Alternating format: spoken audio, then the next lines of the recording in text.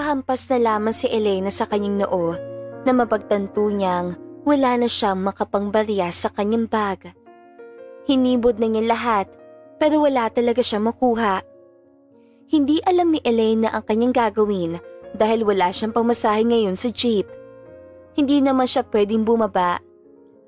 At baka mabarangay pa siya o magalit ang driver.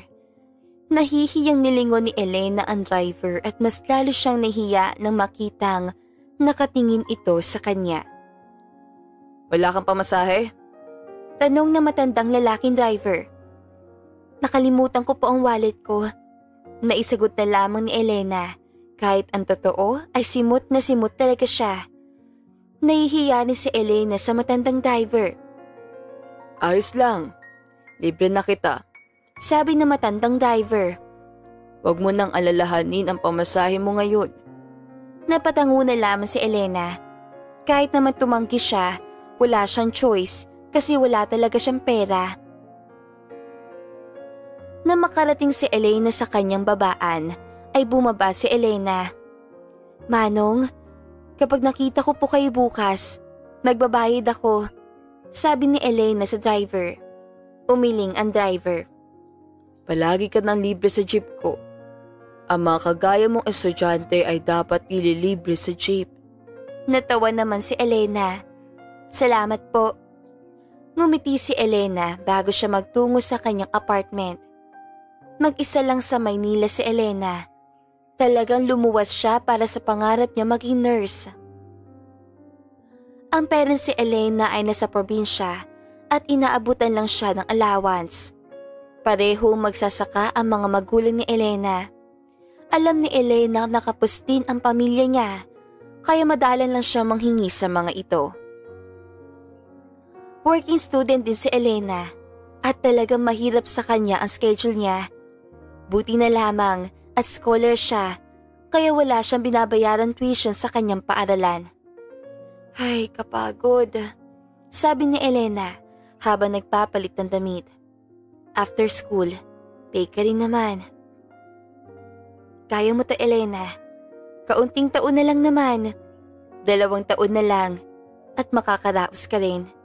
Lumabas si Elena ng apartment niya at nagtungo sa bakery na nasa gilid lamang ng kanyang tinutuluyan.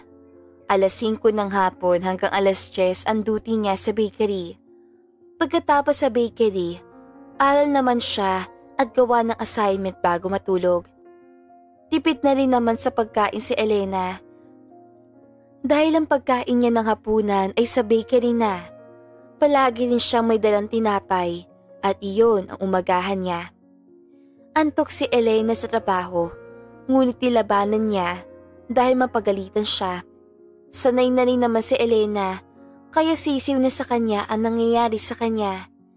Sa tuwing nawawalan siya ng pag-asa, palagi niyang iniisip ang pamilya at pangarap niya, kaya patuloy pa rin siya sa buhay. Kinabukasan, napangiti si Elena dahil ang nasaktuhan ng jeep papasok ay ang lolo driver na nanglibre sa kanya. Lola Jeep, nakangiting sabi ni Elena sa driver. Babayaran ko po yung pamasahe ko kahapon. Wag na. Tanggi ng lolong driver. Libre ko na ang sakay mo papasok at pauwi. Hala, wag na po. Mabilis sabi ni Elena. Nahihiya talaga siya. Pagbigyan mo na si Lolo. Nakangiting sabi ng driver. Alam kong magastos ang kurso mo at alam kong hirap ka ring mag-budget. Hayaan mo isa ako sa mga tumulong sa iyo para makatapos ka at makamit ang pangarap mo. Ang gusto ko lang naman kabayaran ay maipakita mo sa akin ang diploma mo. Pakiramdam ni Elena ay hinaplos ang kanyang puso. Naiiyak din siya, ngunit pinigilan lamang niya ang kanyang luha.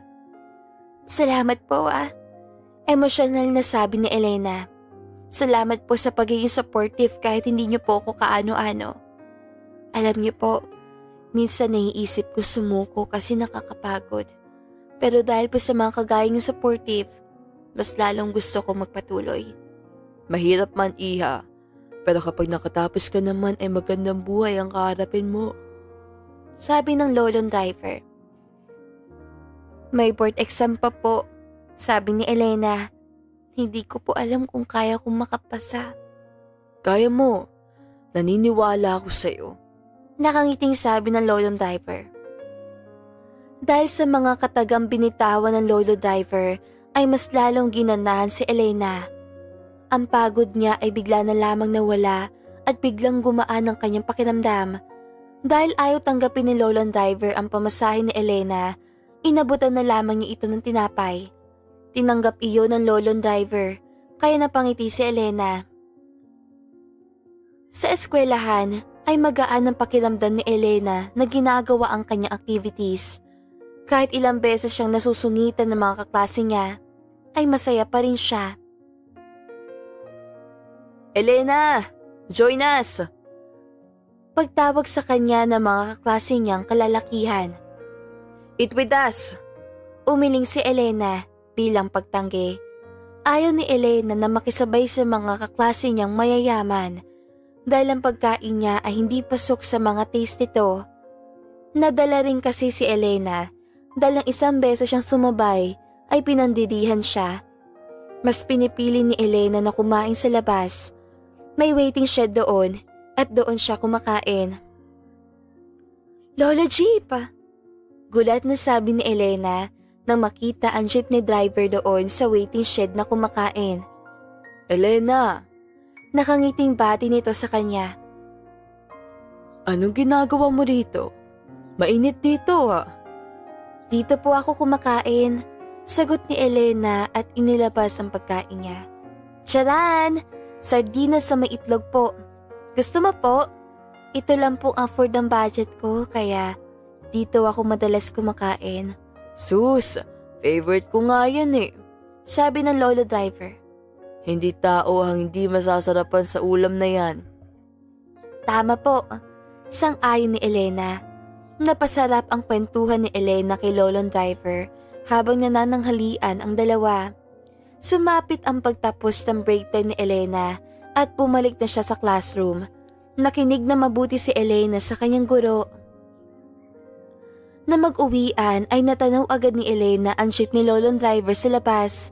Pansin niyang puno ang sakay nito sa loob at nasa harapan na lang ang libre. Sakay na! Nakangiting sabi ni lolong driver. Kanina pa kita hinihintay. Thank you po. Nakangiting tugon ni Elena at sumakay. Sa mga lumipas na araw ay tila naging service na ni Elena ang jeep ni lolong driver at mas lalo silang naging close. Pakiramdam ni Elena ay nagkaroon siya ng instant lolo at pakiramdam niya ay mapamilya siyang kasama. Lola Jeep! Kumaway si Elena kay lolong driver na makita niya itong nakatayo malapit sa bakery na pinagtatrabahuhan niya. Agad naman itong lumapit sa kanya. Gabing-gabi na po ah. Pumili ako ng gamot ni Mrs. Sagot nito. Dito ka palang nagtatrabaho? Napakasipag mo talagang bata ka. Kailangan po. Sagot ni Elena. Ah, wait lang po lolo. Bibigyan kita ng tinapay. Bawal pong tumanggi, okay? Mabilis sa kumilos si Elena at agad kumuha ng tinapay. Ibabawas sa lamang niya iyon sa kanyang sweldo. Gusto ni Elena na makabawi man lang sa matandang lalaki kahit papaano. Ito na po, lo. Nakangiting sabi ni Elena. Mag-iingat ka po pauwi ah. Napakabuti mo. Mag-iingat ka rin. Magkita na lang tayo bukas. Nakangiting sabi ng lolong driver. Ang second year ni Elena ay naging madali dahil kay lolong driver. Sumapit ang third year ay suportado pa rin nito ang kanyang transportasyon. Paminsan-minsan ay inaabutan din siya nito ng panggastos. Kahit anong tanggi ni Elena ay wala pa rin siyang nagagawa. Sobrang laki talaga ng utang na loob ni Elena kay lolong driver niya. Malapit na lo. Malapit na ako makabawi. Nakangiting sabi ni Elena habang nakasandal sa lolong driver. Makikita mo po, magiging registered nurse ako at ako mismo ang gagamot sa inyo kapag nagkasakit ka. Sobrang proud si Lolo sa'yo. Nakangiting sabi ng lolo driver. Basta, kahit anong mangyari, palagi ako nakasuporta sa iyo ha. Laban lang iha.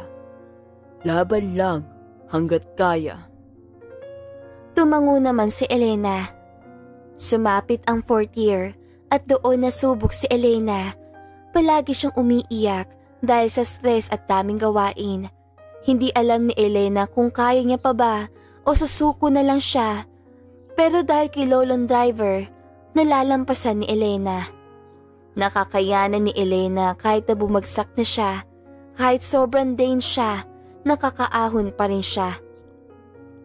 Pahinga ka iha. Kapag kaya na ulit, tsaka mo gawin ang lahat na makakaya mo. Hindi mo kailangan i-pressure ang sarili mo. Palaging bilin sa kanya ni lolong driver. Unti-unti nakakabawi si Elena at nakakaahon hanggang sa lahat ng pinaghirapan niya ay nagbunga. Nagtapos si Elena bilang summa cum laude.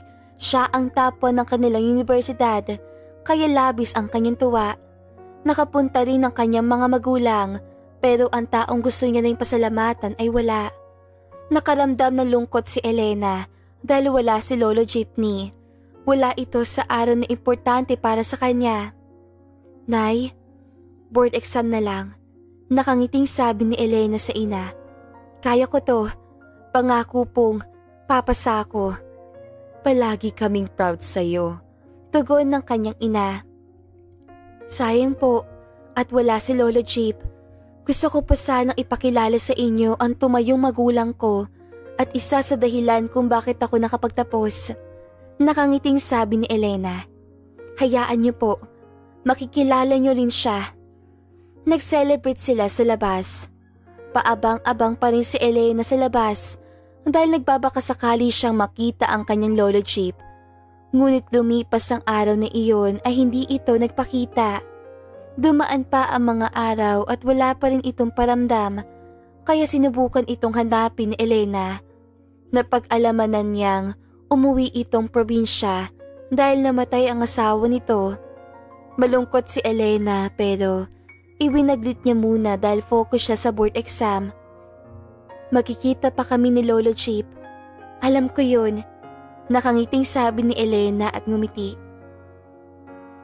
Nang dumating ang araw ng board exam ni Elena ay kabado siya. Ngunit inilagay niya sa kanyang isip ang pamilya niya at si Lolo Jeep kaya nabawasan ang kanyang kaba. Makakapasa ko. Kaya ko to.